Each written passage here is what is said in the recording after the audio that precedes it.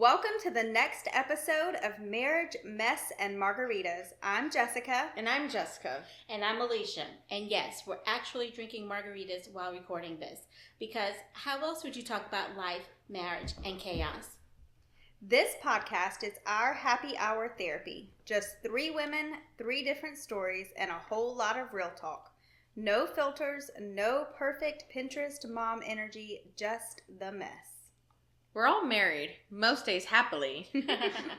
And between the laundry piles, carpool lines, and late night what even is life convos, we realized we can't be the only ones needing a space like this. So welcome. Whether you're married, single, mom and heart, or just here for the margs, we're glad you're listening. Each week, we'll pour a drink and dive into real conversations. Relationships, mental health, mom fails, friendship, body image, intimacy, you name it. And don't worry, there'll be plenty of laughs, oversharing, and probably a few spicy takes. We'll also share listener stories, answer your questions, and maybe cry into our drinks once or twice. But it's all love here. So grab a margarita, settle in, and let's kick off this beautifully messy ride together. Welcome to Marriage, Mess, and Margaritas. Let the chaos begin. Okay, raise your hand if you've ever had to smile through gritted teeth at a family dinner while your in-laws told you how to parent your kids better than you already are doing. Oh, we're going there today, huh? Yep, buckle up, because today we're talking all about the in-laws, boundaries, and why some of us had to learn the hard way that saying no doesn't mean you are the bad guy. But before we get into all the family drama, let's talk about the drink we're pairing it with. Because y'all, it's perfect. This week we're sipping on a prickly pear margarita. Sweet, colorful, and just a little thorny. Kind of like the whole topic. And they're delicious. Very yummy. Before we dive into the mess, let's check in. How's everyone's week been? My week's been pretty good. We did our usual FaceTime call with Taylor's parents on Saturday. They call every Saturday morning. And you FaceTime them every Saturday? Yeah, they call us between 8 and 10. We slept in this past Saturday, so we missed their 8:30 call. So we called them back at 10:30. 8:30? Yes. Well, it used to be much earlier because they get up at like 4 and 5 in the morning. So yeah, we had our weekly check-in with them. Got it. Mine was good as well. We back to school shopping. School's about to start here. In-laws are kind of, mother-in-law was gone the first part of the week, father-in-law gone second part of the week, so we've been checking in with them periodically, making sure Nick's mom is now home by herself, making sure she doesn't need anything like that. But they're good. And this was my weekend to work, so the in-laws helped with the kids, and yeah, so it was really nice. It's always nice when they can come through and watch the kids, especially on my long weekends. All right, let's get into it. What was y'all's first impressions of your in-laws? All right, I met my in-laws when I was probably, the first time I ever met them, I was a senior in high school. Nick and I were not dating yet. We were friends. I went to go see Nick's football game. And I remember seeing Nick's parents there. And of course, Nick's mom was the sport mama, cheering Nick on. I could see that. Yes. But I thought they were good. So I actually knew Nick's dad's side of the family before I even knew Nick, because I was friends with Nick's cousin. So I knew that half of the family all before. Nick's mama, they always talk about how it's harder to meet the mama than the dad, especially when it's the son. Yeah. Okay, So I felt like when I met Nick's mama, she was always very open. She never was like closed off, or I think it was hard for them, which we've talked about now, because Nick and the whole family had moved to South Carolina. I was still in New York. Nick had just gotten here. I don't even think it was a month, and Nick and I started dating. So for them, I'm sure it was like, wait, we just moved all together to South Carolina, and you're dating somebody from New York? So I'm sure that was like a shock to them. I'm like, what are you doing? Yeah. But they were always welcoming, and I mean, it's always been good. Yeah. I met Taylor's dad first. We were going to a concert. So I was in college when me and Taylor met. We were going to, Chris Young. It was a Chris Young concert. And so I had gone over to his house and we were going to ride together, and I met his dad, and he was very nice, very welcoming. I don't remember when I met his mom, but I mean, she was really nice. They've always felt very welcoming. So and now Taylor's the second child in the family, yeah, right? He's the middle child. But the first boy. Yes. So same with Nick. Second child, but first son. Okay. So yeah, I never thought about that. I hadn't either. But I mean, they were very welcoming. I never had like a... Correct, I agree, yes. Yeah. What about you? How old were you guys when you first met the in-laws? How old were we? Mm-hmm. We were in our early 20s. We were in our early 20s when he met my mom and I met his mom. We've hit it off ever since day one. So who do you guys get along better with? Your father-in-law or your mother-in-law? Ooh, okay. Oh, goodness. I don't know if I could really choose one. Right. I mean, I feel like I have more conversation with his mom. Like, we can just sit there. I'm sure I, like, bore her because I can talk and talk and talk. But I feel like we talk more than I do with his dad. But I wouldn't say I'd pick one over the other. No, yeah, I agree. I wouldn't pick one over the other. I think they're both great, and it's different. Yeah. What about you? So his dad has passed away now, correct? So yeah, Okay. Neither one of us have our dads anymore. It's just our mother. So obviously we are closer with the in-law moms. Did you ever meet his dad? Once. Okay. Once. He didn't live, in the same city or county as us, so it was kind of harder to meet him. And both mine and Alicia's in-laws are local, but Jess, your in-laws live a couple hours now away. Yes, but now they've always lived here. Right. They moved maybe 2 years ago, hence the FaceTime calls that we do every Saturday now. Do you think your relationship has changed now then, since they have moved? Is it better, worse, the same? I would almost go to say if I had to choose, probably better. Right. Just because I think there's that element of like missing. Right, I agree. So like they're not as physically present. Like we used to could go over there every week, every other week, drop in, say hey. Taylor would be out and about working, doing visits and stuff, and he would swing by and use the bathroom and could pop in and say hey. And so that's just not something. I think it's an element of missing that definitely feel like has made it better. So I don't know if we were to move down there. I think it would still be there because the level that we're at now, just because now they're going to have somebody there. So I guess going along with that question, because Matt is which child in there? He's the baby. He's the baby. Oh. Okay, so we're middle. He's the baby. Do you think that what is their relationship with their moms? Oh, it's the sweetest thing. See? I think it's adorable. They hug and they call each other every day, and she's a really good mother-in-law, so I'm happy that he has that relationship with her. Okay, so she calls every day. Do you ever feel like that, interrupts y'all at all? Has it ever bothered you? Not at all. What about Taylor's relationship? He's the middle child. But he's the oldest son. He is, but then his brother's the baby. Right. And so and then his sister's the oldest and the first. So I don't know. I think he is pretty through and through the middle child. Got it. Yeah, I would agree. Nick is same thing. Second child, first son. But he is very close to his mama. He would be there for his mom in a heartbeat for anything. He's super close, talks to his mom and dad. I think he talks to both of them every day, if not every other day. And they're both very close by to us and very involved with the kids and whatnot. But I love that relationship that he has with his parents.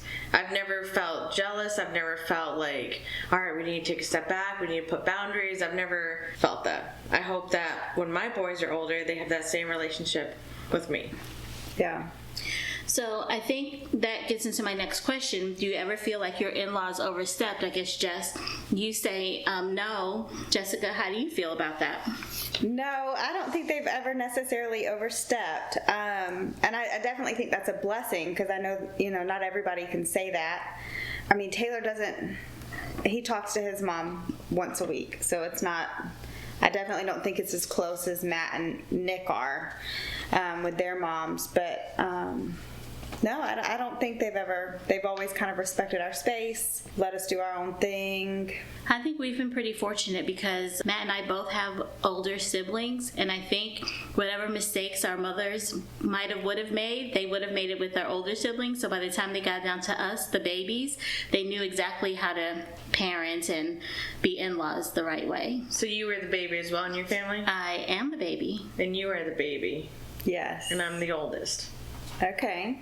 So do you feel like your parents, how do they treat? Do you think Nick's ever had, I guess, like a moment of where they've overstepped to him? So my mom's no longer here, but Nick with my dad, they have a good relationship. I think I'm very honest, I am a daddy's girl. My dad is everything. So I think there has been some, not button heads. When they're doing like work like in the house, it is definitely like, my dad has an idea of how he wants to do it. Nick has an idea, and that's where they butt heads. But respectfully, it's not like in a bad way at all.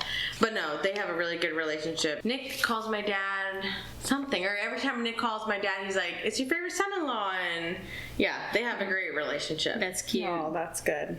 Now, I do think Taylor has a good relationship with my parents, but I mean, we see them once a week, so it's right. It's pretty like a constant in our life. And I think my mom has always been. I'm a mama's girl, so I love my daddy, but I definitely, as I got older, got closer with my mom, and I think kind of the way that she was raised and the way that her mom kind of butted into her parenting and stuff like that has really set her to not do that with us. That's good though. So yes, and she's made comments before of like, I would never, right. You do you, I'm right. going to support you, because her mom did not. Got it. With certain things. Now, how long did you guys date before you got married? So me and Taylor, we dated 3 months and got engaged. 3 months. So, I mean, I think his parents thought we were plumb crazy. Right. No, I don't think they thought that. I know they thought that we were plumb crazy. My mom kind of expected it just because I talk to my parents more than I think he does with his, and so my mom kind of knew where I was and where my heart was and my headspace was on it all and all of it. I mean, it was a shock, but it wasn't as much of a shock to them as I think it was to Taylor's parents. But now we were engaged for like a year and a half before we got married. And so you guys knew of each other in high school? No. We did go to school together. He was 2 years olher than me. We actually went to daycare together. But you didn't know of each other? But we did not know of each other. I knew of his friends and he knew of my friends. We even we were talking one day about a field trip at our daycare. And I was like, oh yeah, it rained. We couldn't go to the pool. And he was like, hold up. He remembered that. You were on that bus? And I was like, I was on one of those buses. So, I mean, we definitely grew up around each other, just didn't know who each other were. That's so funny. Yeah, I know. That's really cute. Yeah. What about you guys? Matt and I got married after 3 months of knowing each other. Same thing. Oh, I didn't know that. Yeah, it was 3 months later and we got married. Did you know each other before or no? Not at all. Because you met him down here. Down here, yep. You were working at Blockbuster. Yep. Weren't you? Yeah, I said yeah. I remember that. Yes. Yep. Both of you were at that time, right? Yep. Okay. That's cute. Yes, that is cute. So 3 months and that was it. You 3 guys months got married. and that was it. There was no engagement. It was just like, we're doing this. We might have had a week-long engagement. Oh, I love it. You just knew. I did not know that it was 3 months. Yep. And 20 years later, we're still together. I know. Aww. And I feel like there's so many people that are against you when things are quick like that. Like, I remember when we got engaged, there were so many people that had things to say about it. Right. So what did your in-laws say at that moment? Were they like, you both are crazy? Oh, his parents, definitely. Yes. Like, are you sure we're doing Correct, this? because you haven't known him long. Yes. My parents, no. I mean, I'm telling you, my mom knew that I always fell quick. Right. I wanted that married life and kids and... So your mama was fine. What about your dad? Oh, he was fine. As I've gotten older, I think, like, I was his little girl. Right. His baby. And then I became a woman. Right. And that was like out of his ballpark. Like, he was like, oh, you're a woman now. You can have that. So he didn't have much to say. We always give him a hard time. So I was in high school, I think, or like going into college, and we were on our way to church one day. And my dad, y'all know my dad. He's pretty quiet, but he's real goofy at times too. And he was like, Jessica, you have just blossomed into this beautiful flower, and I don't want the boys to mess with your petals. Oh, that's hilarious. but that's probably the most he ever said about relationships. I mean, Right. I was a woman and I was no longer the little girl, but so he didn't have much to say. But now Taylor's parents, I definitely, they thought we were crazy. What about yours? I think my mother-in-law was excited for us to get married compared to many of my husband's ex-girlfriends. Got it. I think I was a step up, or I'd like to think so. Of course. And my mother thought I was doomed to never get married because of my household skills. So the first guy that came along, she said I better snatch him up.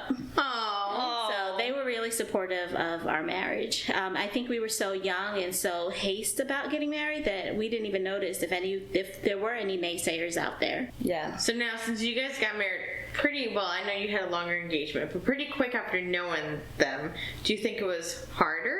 Like, was that first year hard on you guys? Well, I mean, I've only been married once, and I only went through a first marriage, a first year one time. It was extremely difficult.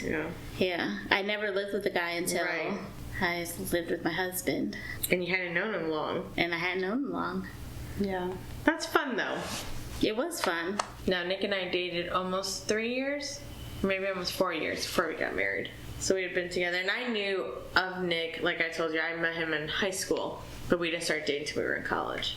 But I think when we finally got engaged, I think it was kind of like suspected. We had been together for so long, we had talked about it. I don't think there was a shock. Were they excited to welcome you? Yeah, I think that welcoming was already done. Like, we had already gone through that. Nick had already moved back to New York. I think, that was our life. Like, we were going to be together. So I don't think there was any hard time at all. Do you feel like the longer that you've been together, your relationship with your in-laws has gotten easier and better? Yes. Or do you feel like there's like more moments that kind of strain? No, I think it's easier and better because I think we've gotten to know each other more and more comfortable with each other. And so yeah, I think it's much better now. Well, speaking of that, what's one quirky family tradition that your in-laws do that you now enjoy? Maybe something you didn't really like in the beginning.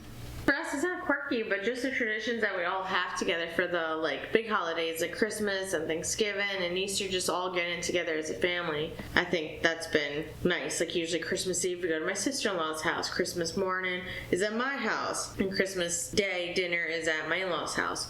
So I think just knowing that's our thing and we look forward to it, and I enjoy that. I wouldn't necessarily say they have any traditions. Well, okay, so one that was kind of new to me. I had never had a New Year's dinner. I didn't know the black-eyed peas and the collards. Y'all are coming this year. I think we had COVID last year, so y'all got out of it. But this year we're doing it. But I had never done the New Year's thing, so that was new for me. Yeah. I definitely think the New Year's was a new tradition. So is New Year's your tradition to do together? So this year was the first New Year's that we did not do together. Okay, so yes, you typically are always. So yes, every year we've always done it. Even the first year that they moved away, I think they came back. And we did it at Taylor's sister's house. So all of you get together? Yes. Yeah, it's the whole, everybody. But this year was the first year that we didn't do it. And they didn't come up. Well, for holidays with us, my in-laws didn't have any quirky traditions. I think my family had quirky traditions where we didn't really celebrate them. We knew it was Christmas time. We put up a Christmas tree, but when it came to Christmas dinner, we all ate separately and at different times. And I think now we do it as a family with the in-law, and I really like that. I really appreciate that. But it was strange for me at first because I said, wait, we have to wait to eat? I was going to eat when I was ready to eat. But, sitting down and eating as a family, it takes preparation and consideration, and I really appreciate that now. When you had that moment where you realized that your in-laws, the first time they overstepped your boundaries, tell me how you handled it. So I wouldn't necessarily say that, we've had to set boundaries. They've always been very respectful of our space and our family, which we're very lucky in that, because I know there's moms and women out there that can't say that. But yeah, they were always kind of unspoken boundaries where they just, we knew each other's space and they never crossed that line. I know me and my husband had to sit down and talk about boundaries and not overstepping them when they did get overstepped. But 20 years later, we have mastered how to handle boundaries, overstepping them, and we don't have any issues with that anymore. So what kind of issues did you have in the past that kind of led to that? Well, a lot of it had to come with the children, how to mother them, and she would always want to babysit all the time, and because she thought it felt as though she thought she could do a better job at mothering than I could, and in the beginning, those undermining little comments and everything, but. Do you think you felt like that because you both brought children into your marriage? No, I don't think so. Do you think there was favoritism for his children over your own personal children? That's cute.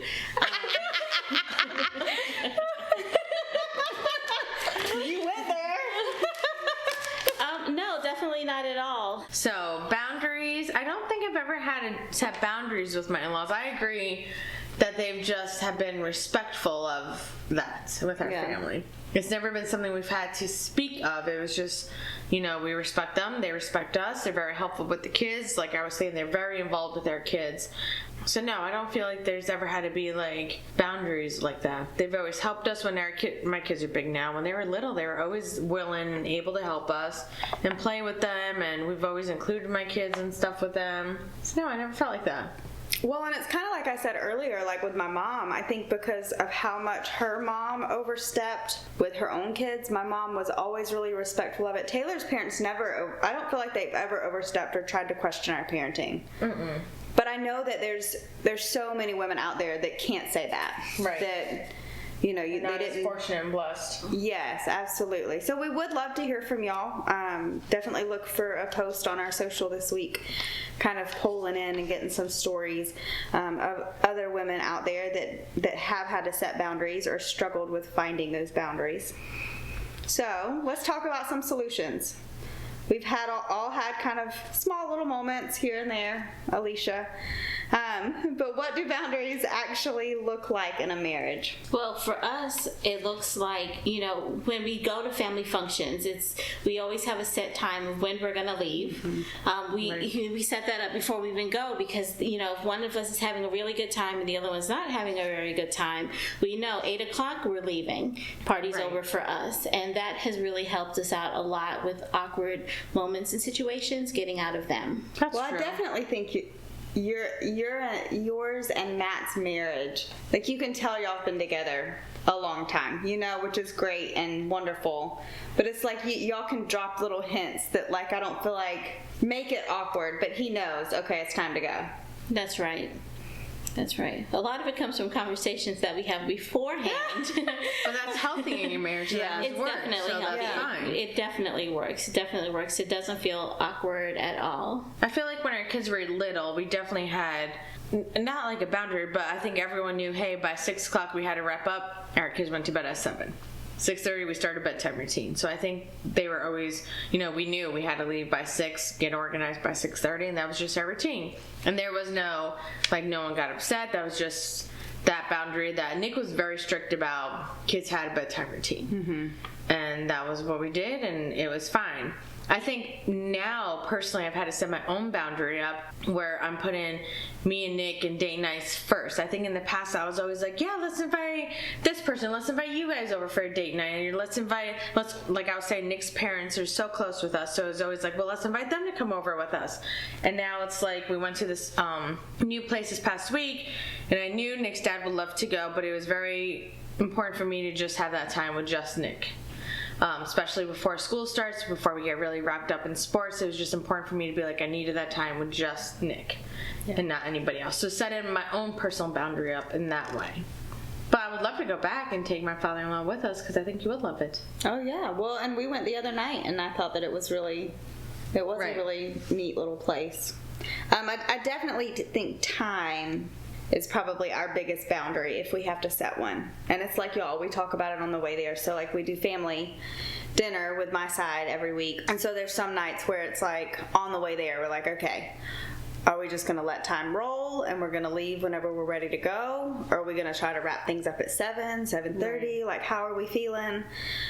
So usually if we have to set a boundary, on the way to something. It's usually, what time are we leaving? Yeah, but that's healthy. Those are healthy boundaries. Yeah. Yeah, I think as long as you're clear and you're straightforward, healthy boundaries are easy to obtain. Yeah, it's all about communication for sure. All right, quick question. How are the holidays having to balance both sides of the family? Because my family lives in New York, so I don't get that with my side of the family. So how do you guys balance out those important holidays like Christmas with in-laws and your parents? Because you are the only daughter. Yeah. My parents are up in New York, so I don't have that where I'm able to go see them for the holidays. And then Alicia Matt is the baby. That's right. And you are also the baby. So how do you guys all handle holidays? Is it like a Christmas Eve, I'm going to go see my family, Christmas Day, I see his family? Well, so, I mean, and that's one thing, Taylor's family has always been very respectful and knowing how close I am with my family, including them in those plans and never trying to overstep them. So we've always done, with my family, we've always done Thanksgiving lunch on Thanksgiving Day, and we've always done Christmas Day lunch. But then as I kind of settled into my career as a nurse, like working night shift and things like that, obviously we have to work some holidays. So like just being flexible and having to move that around. So as far as Taylor's family, I mean, they're really good with being flexible, with Taylor and his brother being in law enforcement. So that schedule can sometimes be crazy too. So, I mean, we've done things like Thanksgiving a week after Thanksgiving, or Christmas a week before Christmas. So like they've always just been very respectful. They've never ever offered or tried to kind of overstep what my family has always planned. Right. And they usually ask, when are you planning to get together with y'all's side of the family? Right. Before they plan. So yeah, I mean, we've been very lucky in that regards for sure. And luckily for me, I usually work on the holidays, so Matt gets to decide and choose where he wants to go, when and where.